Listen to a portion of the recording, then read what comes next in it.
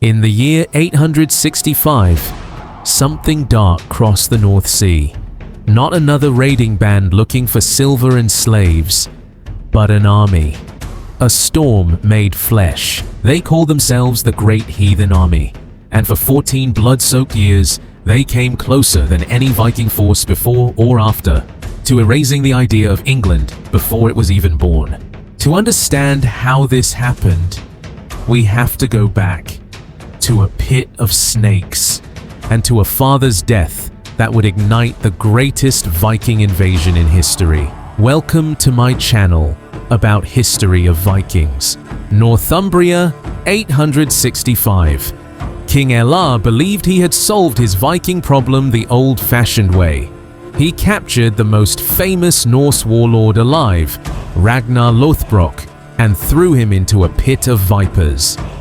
The sagas say Ragnar's last words, as the poison coursed through him, were these: "The little pigs will grunt when they hear how the old boar suffered." Whether those words are true or not, they reached his sons, and the little pigs did grunt. Across Scandinavia, from the fjords of Norway to the flatlands of Denmark, the news spread like wildfire in dry grass. Ragnar, the man who sacked Paris, who wore trousers made from the blood of his enemies, dead, tortured, mocked. His sons, Ivar the Boneless, Bjorn Ironside, Ubbe, Halfdan, Sigurd Snake in the Eye, swore an oath of vengeance so terrible that even the Skalds still whisper it. Winter, 865. Zealand, Denmark. On a frozen beach beneath raven banners snapping in the wind, hundreds of chieftains gathered, men who had spent lifetimes fighting each other. Norwegians, Danes, Swedes, even a few wild-eyed berserkers from the far north. They came with one purpose: not plunder this time, conquest. The fleet they built was unlike anything the world had seen. Chroniclers speak of hundreds of dragon ships. Some say 300, some say more. We will never know the exact number, but we know this.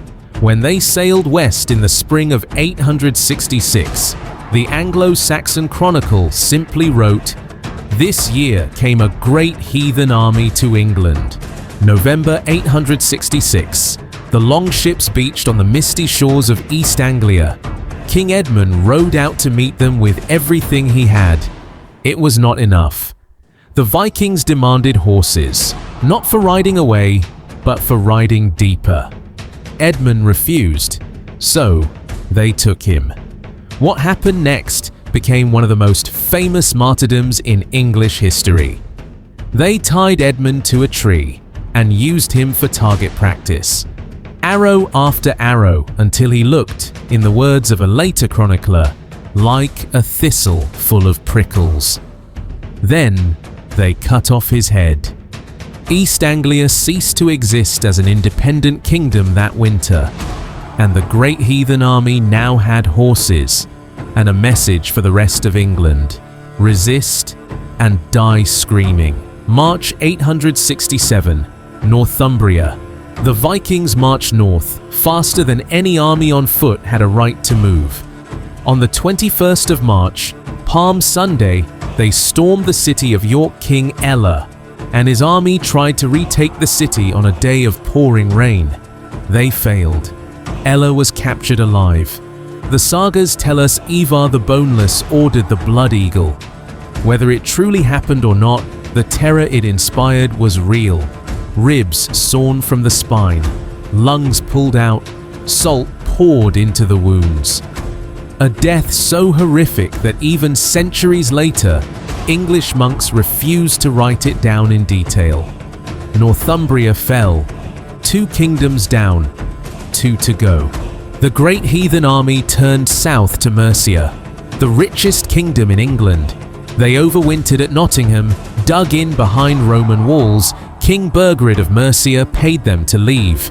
Danegeld, the first of many times England would buy peace with silver. By 870, only one Anglo-Saxon kingdom still stood free: Wessex. Its young king was 21 years old. His name was Alfred, and history would one day call him the Great. But in 870, he was just a frightened prince watching everything he knew burn. The Vikings came for Wessex again and again. Halfdan took his share of the army north and began settling the land. The first time Vikings stopped raiding and started colonizing. The Danelaw was being born. Alfred lost battle after battle. By Christmas 877, he was hiding in the marshes of Athelney with a handful of men, burning cakes and forging plans. Legends say a peasant woman scolded the king for letting her cakes burn. She didn't know she was speaking to the last hope of the English. In May 878, Alfred came out of the marshes like a wolf. He summoned the Fyrd, every free man who could still carry a spear. At Edington, they met the full remaining strength of the Great Heathen Army under Guthrum. For hours, the shield walls slammed together. Spears broke. Men drowned in mud. And then, something shifted. Wessex